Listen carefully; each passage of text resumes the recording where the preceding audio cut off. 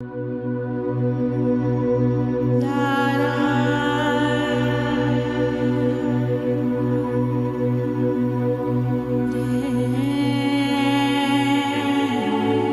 revolução intelectual iluminista do século XVIII afastou a ciência do sobrenatural.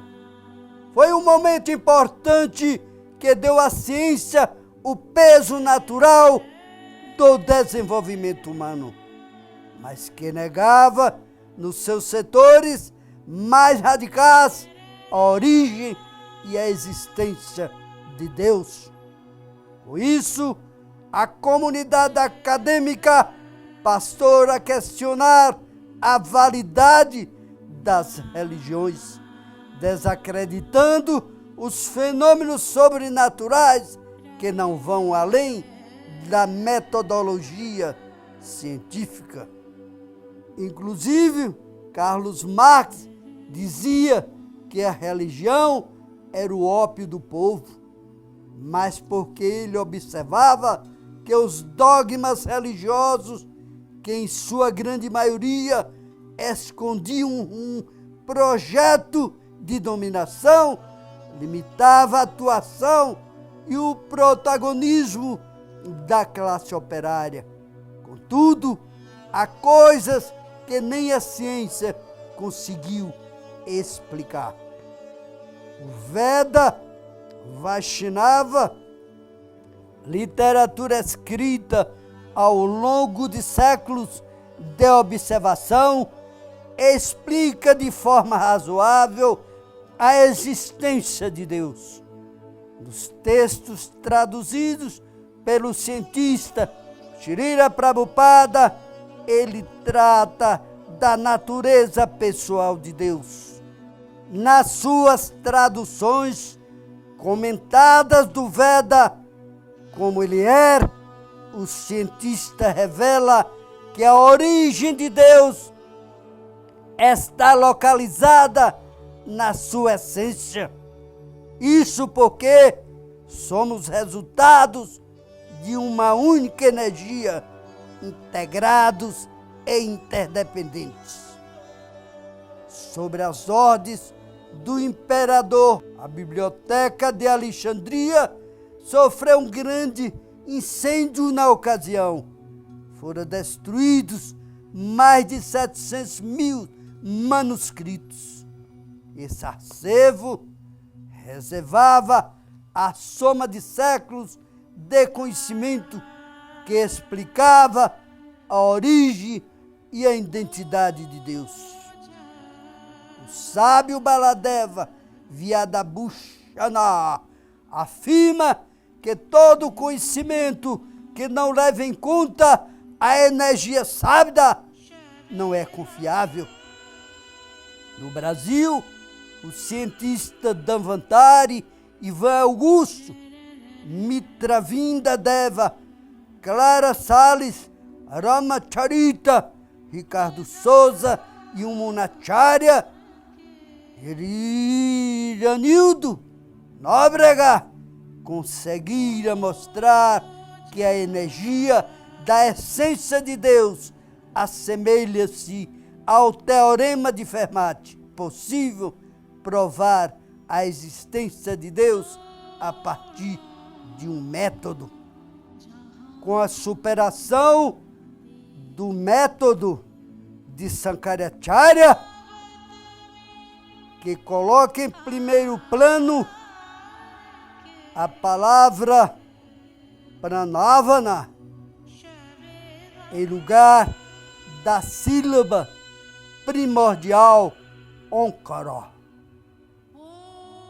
Assim como buscaram negar o Deus que ama, que acolhe e que está ligado à nossa própria essência, os poderosos não consideraram a importância dos trabalhadores e dos operários no desenvolvimento social, político e econômico.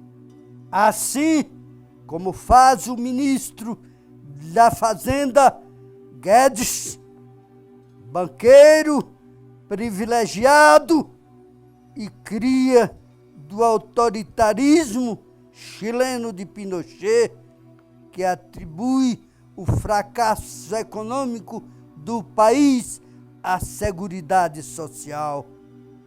Guedes não entende o motivo pelo qual as pessoas querem viver até aos 100 anos de idade. O governo genocida de Guedes e Bolsonaro não entende o propósito da vida para os pobres, que, na visão deles, são oportunistas que esvaziam os cofres públicos com esse tal de direito social. Não há nesse governo a menor preocupação com a população mais pobre e vulnerável. É por isso que em todo o sistema de produção capitalista, as classes sociais são antagônicas. Isso se deve à alienação do trabalho com a posse exclusiva da riqueza por uma elite branca, setor mantido e defendido por gestores como Guedes.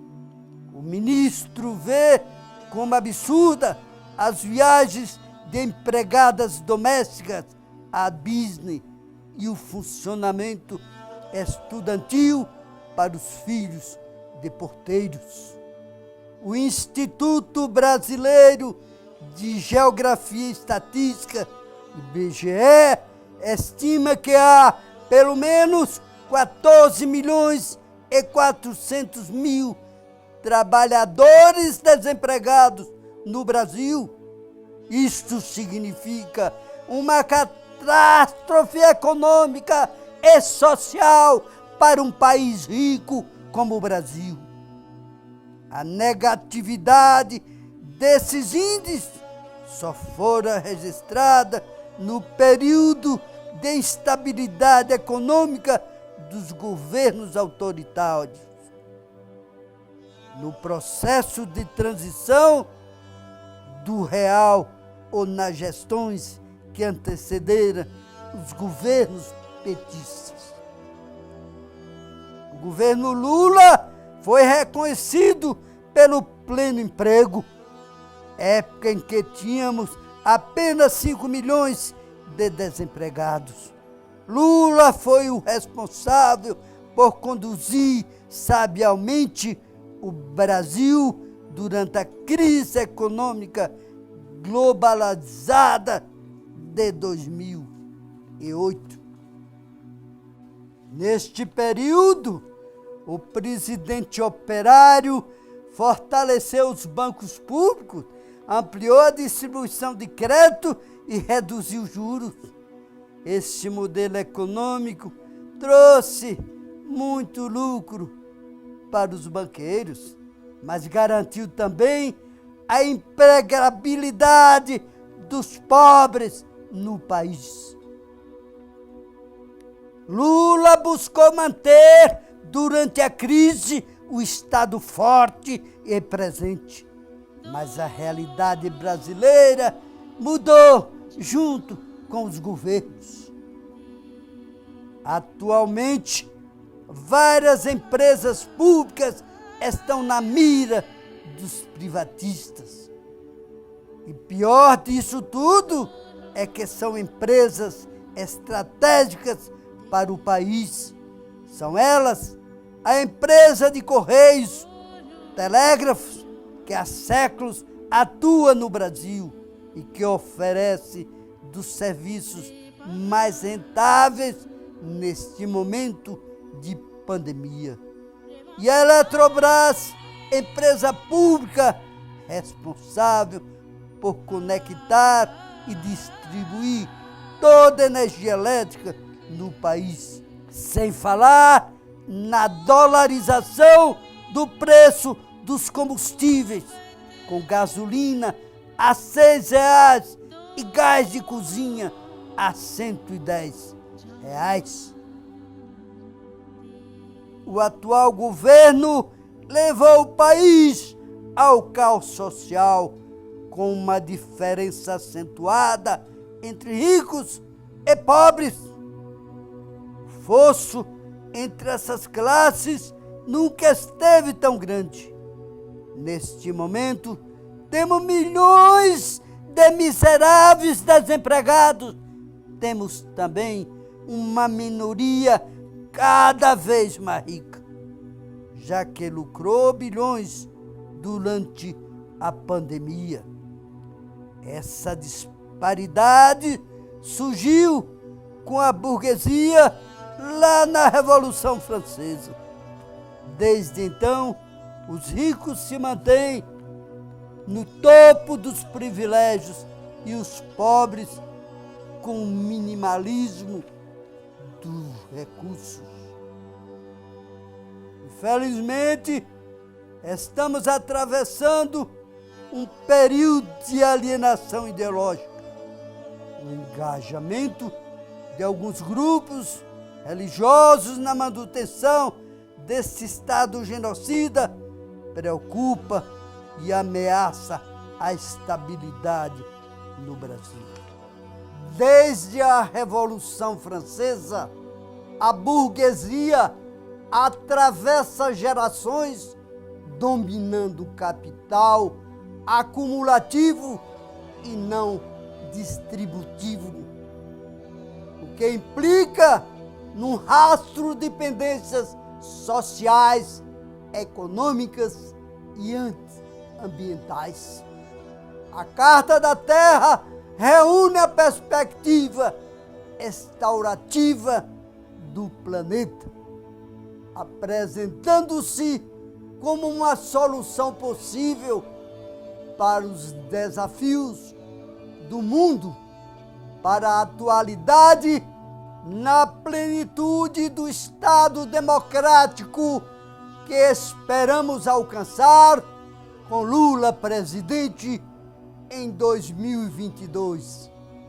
Haverá o restabelecimento da vida moral, da vida econômica, da vida cultural e da vida educativa, da vida social. Tudo isso a partir do governo Lula. O mundo aguarda por essa transformação, mas é a população brasileira que padece enquanto não vem. Aguardamos o retorno dessas nossas garantias constitucionais, o direito à vida, a liberdade de expressão e aos bens de consumo. No mês do trabalhador, não há como deixar de destacar o protagonismo desses agentes na manutenção da vida no país. Eles são responsáveis por assegurarem o gigantismo do Estado, a cobertura social e econômica do país e sua independência soberana.